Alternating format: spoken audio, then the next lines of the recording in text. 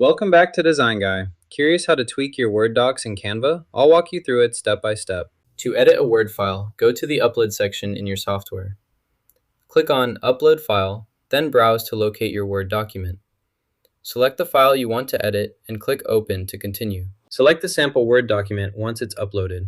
After the upload finishes, click the icon shown here to proceed to the next step. The Word document opens automatically and is now added to your workspace.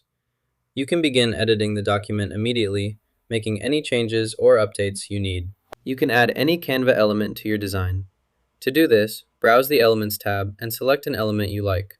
Click on it to add it to your project, then resize and position it as needed in your layout. After making your changes, click Share, then select Download to save your updated file directly to your device. Save the file as a docx to use in Microsoft Word. Select your desired paper size, then download your document.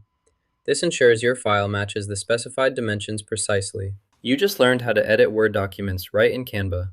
If you found this useful, hit like and subscribe for more helpful tips.